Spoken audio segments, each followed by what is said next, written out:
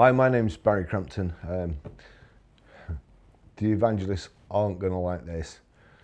A lot of talk, get a lot of communications off EV people saying that EVs are cheaper to service and maintain. There's not as many moving parts, so they don't go wrong as much as an ICE vehicle does. However, there is a report out today, and I will try and link it back to the report to give it some credence. It's from Warranty-wise. Now, first of all, Warranty-wise, Quentin Wilson used to be a kind of the figurehead of Warranty-wise. It's been taken over now by Ed China, I believe. So the first thing that strikes you here, EVs proven to encounter 79% more reliability issues compared to their petrol or diesel counterparts, according to Consumer Reports. Now, there is a little asterisk next to the Consumer Report, so I'll try and get back to that. 79% more reliability issues compared to their petrol or diesel counterparts. Well, that's not what the EV shields tell you, is it? There's less moving parts, there's less to service, there's less to go wrong. There's less to go wrong, but it goes wrong 79% more than an ICE vehicle. Now, I can tell you, we have a guy who is basically a rocket scientist. He has a van which is full of computers and equipment, diagnostic equipment, full. We sold a Jaguar I-Pace a few weeks ago. The guy rung the next day. I'd been using it, it was fine. The guy rung the next day to say he couldn't charge it. You go online, the first thing you see is the charging point. Then the actual amount that the charging point costs to repair is way more than we made on the vehicle. So I rang him, and the other end of the line, I got a problem with a Jaguar I-Pace. Hello? Are you there? Don't want to work on it, don't know where to start. And that's the problem these days with EVs. And it's all right saying that you know, the specialist technicians and so on, but trust me, it's very difficult to get somebody decent at a price that you can afford. And when I say price that we can afford, I was looking at a Tesla yesterday, to buy a Tesla yesterday, and trade price, clean condition, is 15,300. Retail is 17,395. So according to that, you've got £2,095 starting it, or 2,095 margin. And you think, you know, a lot of you people out there will think, oh, £2,095, blood me out, he's moaning. Right, so say it's £2,000. Out of that £2,000, £400 goes to the government. You're left with £1,600. Our valeter, our detailer, gives them a 3-stage buff, usually cars, you know, when they've been out in the open for a while. There's lots of like car wash scratches on them and fine scratches. And when you look at a vehicle, if the light is diffused by scratches, the light's kind of diffracted all over the place, they don't look shiny. So you've got to polish those scratches out so the light comes straight back at you, looks shiny. That's how being shiny works. So we like to get them prepped like so. We still do the old COVID thing and make sure that they're fumigated, or whatever you want to call it. Got Lance's machine there. So for that privilege, Lance charges us £250 to £350. Would be a lot more privately. So you're down to £1,250. Then you've got advertising costs, rent rates, insurance. What's that going to be? Say it's £250, you're down to £1,000. So you've got £1,000 left, which is your potential profit. And don't forget, of that potential profit, then you've got to pay tax on it. So it's £1,000 less tax. You get a charging point that goes wrong, £5,000, you're in big trouble. So we then look for, how do you limit your exposure? Warranties. You put another warranty on it. Now, I've looked for these warranties, and honestly, they're about £350 for a decent warranty. Now, here, warranty-wise, this is don't think I'm stupid. You probably do, but don't. Because this, warranty-wise, everybody has got an agenda. I don't have an agenda. I just want to sell cars. I don't care whether they're EVs, petrol, diesel, I just want to sell cars. But what I want to do is make money. I'm not coming to work now at the age of 66. Well, actually I am at the moment. It's virtually a hobby, just getting me out of the house. And I'm going to retire. John's the same. John don't come here to make money. He comes here to get out from under his wife's feet. So we're in the fortunate position of not having to make a lot of money, or to be fair, any. We just come out the house and we like what we're doing. But on EVs, you can't. EVs are supposed to have gone up last month in Glasses Guide. This one, Glasses Guide, in Cap and Auto Trader, this one has actually gone up £400 from 14,009 clean condition to 15,300. It's not gone up. If you look, if these EVs have gone up, why are the dealers reducing them? They're reducing them because they can't sell them. So you can say they're worth whatever you want, but you only find what they're actually worth by reducing them until somebody picks the phone up and says, have you still got that car? Then you've got half a chance. So forget all the headlines about them going up, because they're not. That's just rubbish. That's pie in the sky and propaganda, whatever you want to call it. They're not going up. Go on, get yourself an app called Price Tracker. Go on Auto Trader and look at the EVs and look how much they've been reduced. You see how many people are putting them up, and I tell you what, it's not so many. So we'll go back to warranty wise. This is basically an advert. Now, again, common sense. EVs are going to be the thing of the future. EVs have got to catch on. Manufacturers are spending millions and millions, perhaps billions of pounds, trying to get them to catch on. They're discounting them, trying to get the figures up and get them out into the market. Don't forget, if you buy a vehicle that's got a retail price of £50,000 and you get it with £20,000 knocked off, or say for instance a Mercedes-Benz EQC, retail price of £83,000, and you get £37,000 knocked off it for being delivery mileage and registered 3 months ago. That vehicle, the cost of the vehicle is still £80,000.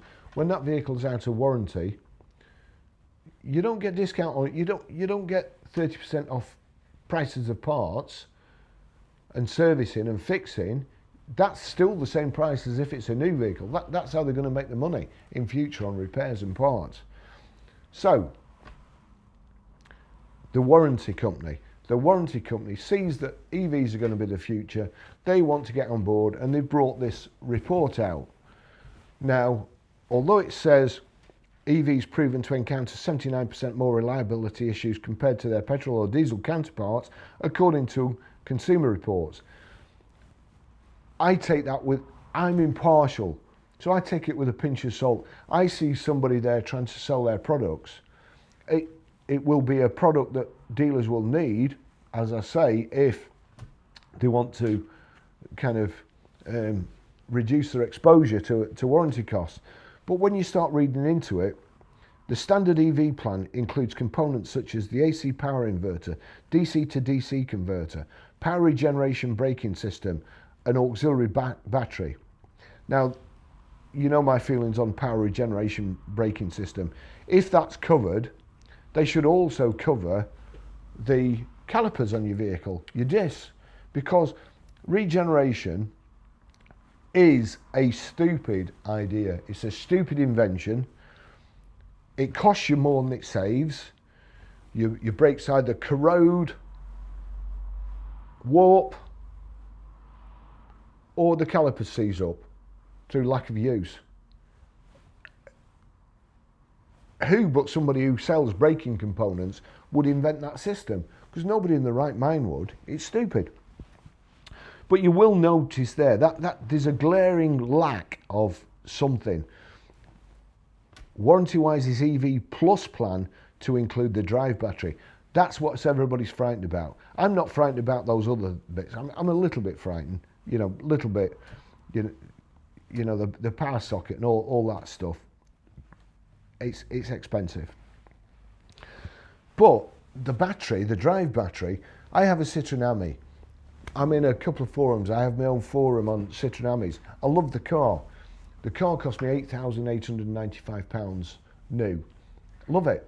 It's brilliant for backwards and forwards to work, nipping out at lunchtime, going to Capital Centre, always park somewhere. It's fantastic. Somebody else in the forum, the battery's gone wrong. They have the basic car, which is 7695. The battery, to replace the battery, is 7,650. Well, how can that be? Is all the rest of the car 45 quid? I don't think so. But that's because the sum of its parts are greater than the price it is new. Cars are like a loss leader. You know, if you had to buy all the parts and make your own car, there used to be a record, One Piece at a Time, by Johnny Cash, where the guy works on a production line, and over the years he sneaks out bits to make his own car, and it ends up, whatever it was, a 49, 50, 51, 52, 53, 54. Have me a car worth at least 100 grand. I'd get it one piece at a time. Whatever it was, Cadillac, because he's been doing it over years. So if you bought all the parts, it would cost you a hell of a lot more to buy all the parts and make your own car than it is to just go to the showroom and buy one. That's how it works. They make more money on the parts, I would suggest. So the Warranty EV Plus plan to include the drive battery. So the ordinary warranty must exclude the drive battery. So that's a waste of time. Nobody wants that. Now, I'm assuming what they do, this is how warranties work. It's a profit centre for the dealership. They make money on warranties, and they also, you sell a warranty with a limited price or a limited payout, limited cover, and then when the customer comes in and say, right, Mr. Customer, this is our warranty. I can offer you an extended warranty for £350. That will cover all these parts. If you don't want to take that out, can you sign this to say that you've been offered it and you've refused it, just in case one of these parts goes wrong in the future? Puts the shits up you. That's how they sell them.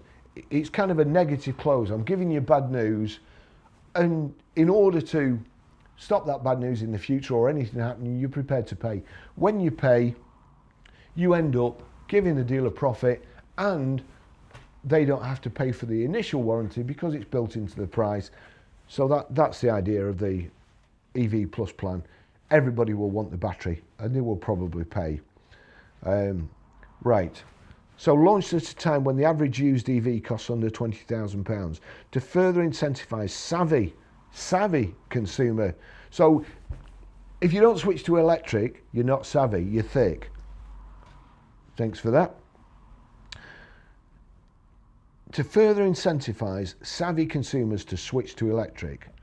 And then there's two asterisks there, so there'll be footnotes further down. The first one, the consumer report, is one asterisk, and then this next one, used EVs are now around 8.5% cheaper than ICE vehicles at 3 years, offering significant savers to buyers. Right, what you offering significant savings on? So it's around 8.5% cheaper than an ICE vehicle. Bearing in mind that a new EV probably costs £10,000 to £15,000 more than the equivalent ICE. At 3 years old, it's 8.5% cheaper. So you've lost all that money up front, and then it's worth less second hand than an ICE vehicle. Why do you think that is? Do you think it's because EVs are so popular? 3 to 5 years old, at 3 years old, they're cheaper. Why do you think that is? Why do you think at this moment in time, 3 to 5 year old EVs, sales are up 138%? They're not, again, they're selling quickly, supposedly at 3 to 5 years old, but whoever's bought them, finding out quickly they don't suit their needs, they've been lied to, they don't want them, and they're selling them again. So between 3 to 5 years old, they're being sold, in some cases, 3 times a year, in quick succession, sometimes in weeks. So don't believe all that pony. That's rubbish. Warranty-wise authorised a recent repair request for a Renault Zoe that exceeded £5,000, underscoring the need for an extended EV warranty. Too right it underscores it, because a Renault Zoe, first of all, they can't give them away. Second, they're absolute crap. Third, you look at the MOTs and there's all sorts of suspension components and stuff that goes wrong. I'm pretty sure that won't be covered by the warranty. £5,000. What they should put, or what they should tell us, is how much the retail price of that vehicle is. Because, in my opinion, that's an uneconomic to repair car. It would be an insurance write-off if that, they would just pay you out. So £5,000. Oof. With 24 years of industry experience, Warranty-wise offers transparent and reliable warranty plans backed by insights, including the annual reliability index and the expertise of a final arbiter, Ed China. Now, over the years, I've been contacted by Warranty-wise time and time again. We've used pretty much all warranties and warranty companies, and we've found them all to be equally as bad as each other. If they can get out of paying you for a repair, they will do. It's that simple. You know, that's all my life in the motor trade, right from going back to Superguard warranties on Vauxhalls in the 80s to now. One warranty company that I've never used is Warranty-wise. And you know why that is? Because Quentin Wilson was on the posters. I have not been able to stand Quentin Wilson. I love motoring programs, I watch virtually anything. I don't like Mike Brewer either. There's only two people I think that I don't like, Mike Brewer and Quentin Wilson. I don't like Mike Brewer because I've just bought, you know, I've just virtually nicked this car off this private. And I don't like people who gloat. I really don't. They get on my nerves. Quentin Wilson, I don't know why I don't like him. I just don't like his face.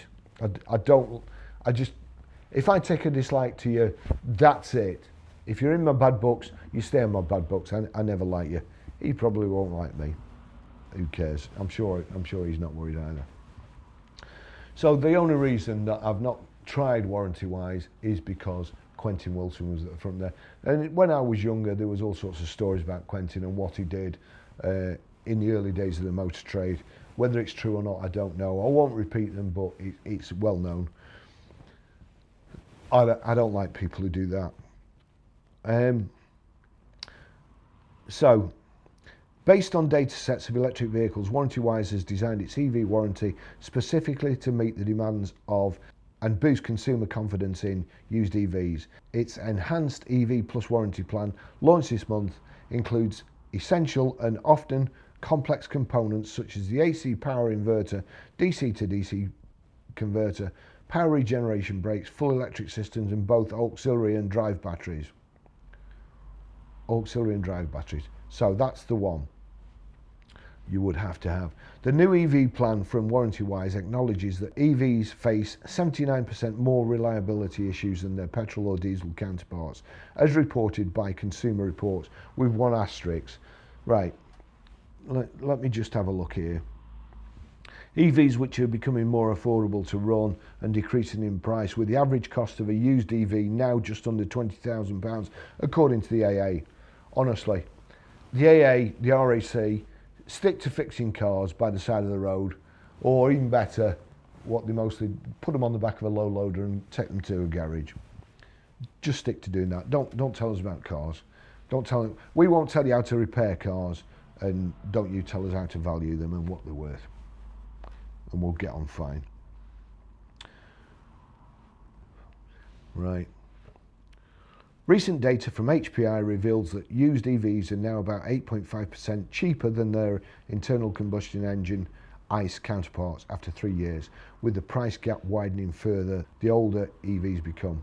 For car dealers and trade buyers, the new Warranty-wise EV warranty is set to be a game changer, providing an attractive selling point that can help reassure and protect customers.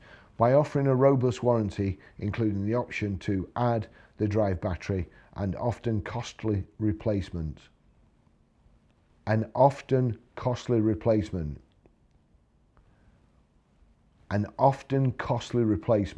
Does that mean they go often? Is that what they're saying? Because according to the EV shows, they don't. They'll outlast the car. You know, you basically have to beat them to death, put them in a crusher.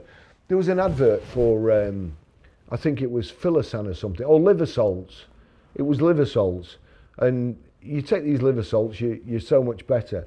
And there was a joke going about that somebody had taken liver salts all his life, and when he died, they had to beat his liver to death with a stake. We understand that owning an electric vehicle can bring some reliability and cost of repair concerns, but there is help available, said Anthony Diggins, Managing Director of Warranties. Our latest data highlights just how important an EV warranty is and why we're investing in a new plan for our customers. For example, we recently authorised a repair request for a Renault Zoe that cost £5,043 due to an electrical fault. 4 asterisks. High costs like these really show why a robust extended warranty is essential to avoid financial strain and keep your vehicle running smoothly. Well, yeah, if you can sell it to the customer, it avoids financial strain to the dealer, so long as they'll pay for the repair, because if they don't, you can guarantee they'll come back to the customer. However, as I've shown you here in this, what basically used to be as a close, now, you're left with £1,000 profit. If we have to then pay out £350 or whatever the cost is for a warranty, you're left with £650. Of that, you're taxed. It's not enough money. You can't afford to come to work for that with the amount of money that you've got outlaid. You just can't afford it. So giving customers all this bad news, hopefully to sell them cars. But most people come and they strap themselves up when they buy a car. So they don't want to buy a warranty. We can't afford to give them away. And it's just when anything goes wrong, it's a nightmare. A recent report by Cox Automotive suggests that the year-to-date share of battery electric vehicles in April was just 15.7%, a mere 3% increase from the previous year.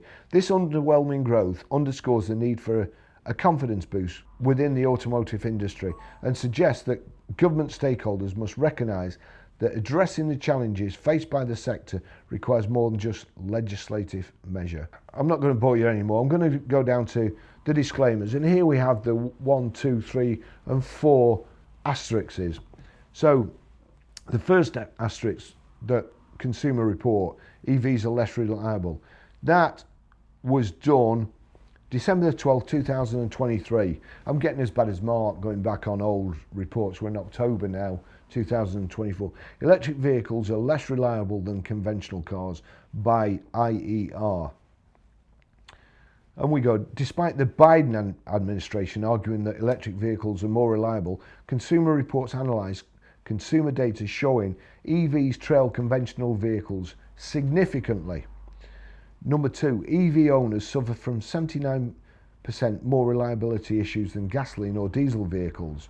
Number 3, plug-in hybrids are even worse with 146% more reliability issues, although straight hybrids are more reliable than conventional vehicles. That doesn't make sense at all. Straight hybrid vehicles. So it's got a petrol engine and it's got or a diesel engine and it's got electric motors and it's more reliable. Why? Why would a petrol engine coupled to an electric engine be more reliable when there's more stuff to go wrong? That doesn't make sense. Number 4, some automakers are losing massive sums on each EV produced despite massive subsidies. So that's the report, and then it goes on. There you go. How electrified powertrains compare. Electric vehicles, plug-ins. And there's this huge report. Now, I'm going to put that down to them wanting to sell warranties. It's a scare tactic, and honestly, the first protected payments, when protected payments came out, our head office sent us some forms. You'd offer people protected payments, and then if they didn't take them, can you just sign this? And it said something like, I understand if I get cancer, have a heart attack, need a major operation, fall ill in any way, I am not covered. And I have refused it. Cancer, heart attack, all that stuff, chucking at you, you know, makes you think twice, doesn't it? Perhaps that is designed to make EV people think twice. Perhaps it's wrong. I am impartial, but the headline is, as I'm going to put in my clickbait thumbnail, which will have you all reaching for the keyboard, but Barry, you know nothing, you're a bullshitter, you blah, blah, blah. Not my information. I'm just relaying it, and I'm relaying it with my thoughts. I don't trust anybody, not just the EV shills. I don't trust the ICE people, and you will see that over the years I have taken up causes for ICE vehicles where I think things are wrong. It's not just EVs. Call me what you want, doesn't bother me what you call me. I mostly think it's funny, but that's it. EVs are 79% more likely to go wrong than a petrol or diesel.